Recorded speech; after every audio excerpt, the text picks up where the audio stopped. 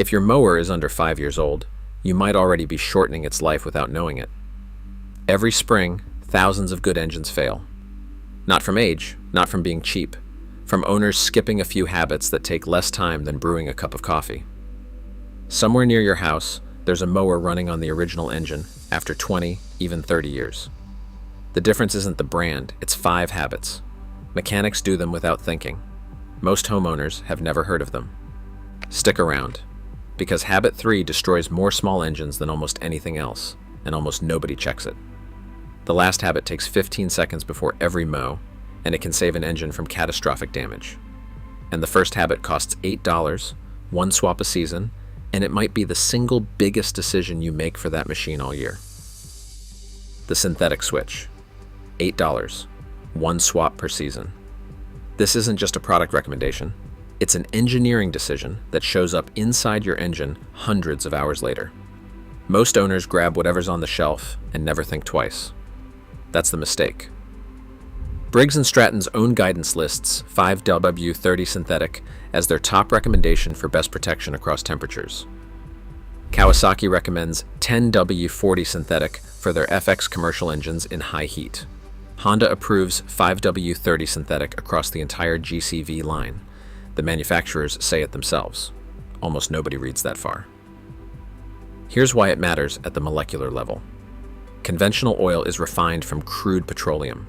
The molecules are irregular, some large, some small. Under heat and mechanical stress, they shear apart and leave deposits on the exact surfaces they were supposed to protect. Synthetic oil is engineered molecule by molecule, uniform in size and shape. It resists heat breakdown far better, and it flows faster at cold startup, which is the moment most engine wear actually happens. In those first few seconds, oil hasn't reached every surface yet, and metal contacts metal dry. Synthetic closes that window faster. That difference compounds.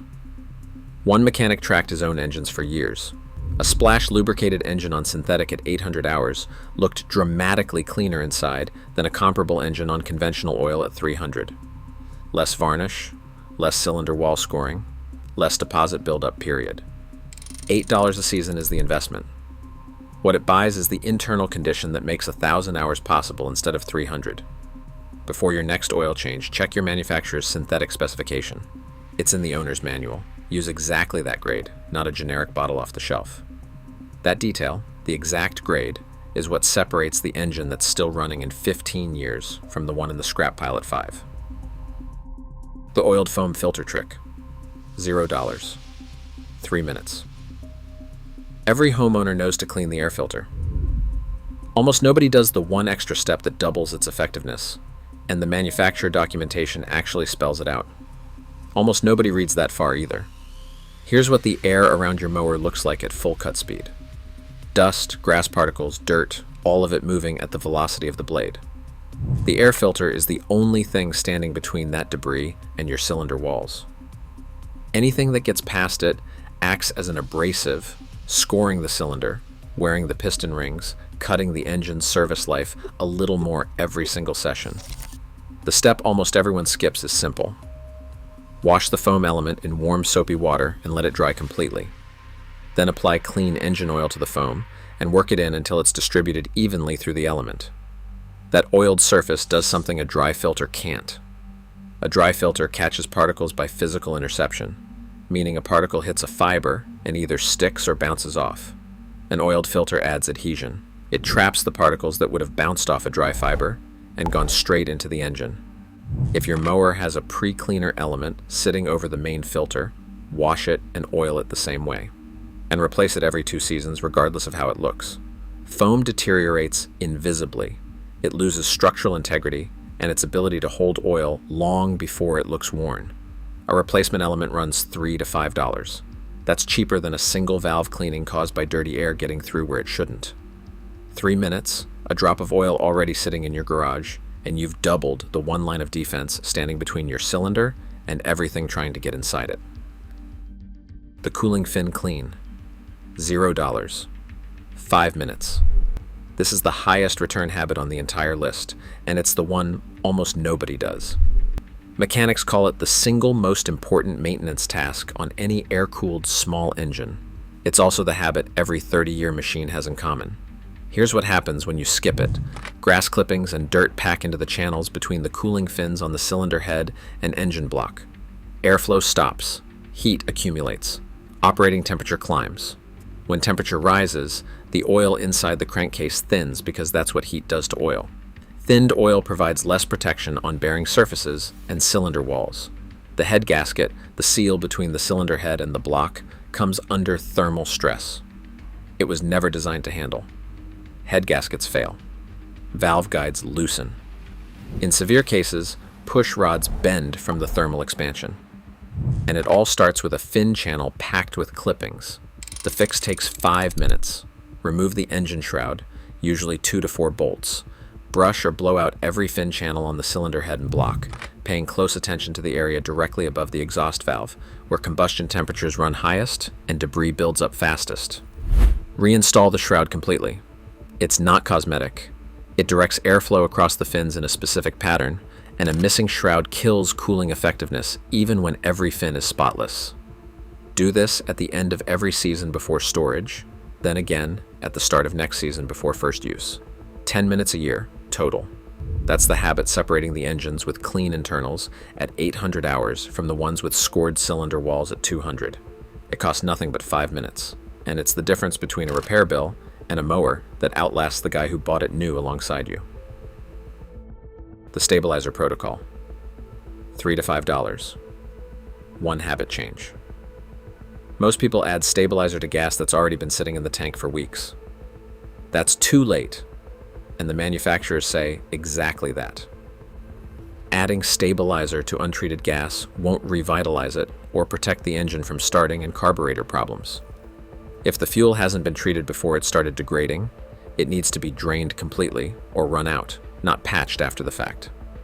Stabilizer is a preservative, not a cure. It slows the oxidation that turns gasoline into varnish, but it can only slow oxidation in fuel that hasn't already started breaking down. Here's the habit mechanics actually use. Add stabilizer to the gas can at the pump before the fuel ever enters the machine. Every drop that reaches the carburetor is already stabilized from that moment forward. Protection starts at purchase, not weeks later when degradation is already underway. Gasoline starts degrading in as little as 30 days. Over a full winter, 5 or 6 months of sitting, that degraded fuel turns to varnish inside the carburetor, and the passages inside a small engine carburetor are measured in fractions of a millimeter. A deposit, invisible to the naked eye, is enough to block fuel flow completely. That's the $150 carburetor job. That's the spring no-start that floods repair shops every April. $3 to $5 of stabilizer a season prevents all of it. If ethanol-free fuel is available near you, use it instead.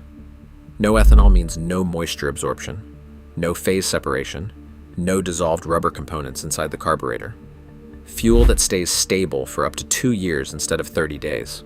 It costs more per gallon, but far less than the rebuild it prevents. One small change, made at the pump instead of the garage, and the carburetor problem that sidelines most mowers every spring simply never happens. Quick pause, if this is helping you avoid mistakes on your own mower. Subscribe so you catch the next maintenance breakdown before the next repair bill does. Now, onto the habit that makes or breaks everything you just did. The paint pen dipstick check. $2. 15 seconds before every mow. This is the cheapest habit on the list and the most important because it's the insurance policy that makes the other 4 irrelevant if you ever skip it. Low oil does more damage to a small engine in a single mowing session than months of neglect in every other category combined. The first few minutes of running low create where nothing afterward can reverse. Not synthetic oil, not a clean filter, nothing. And the most common reason engines run low isn't carelessness. It's that the dipstick is hard to read in a dark garage, on an aging tube that's never been marked. People check it, decide it looks fine, and it wasn't fine. The fix costs $2.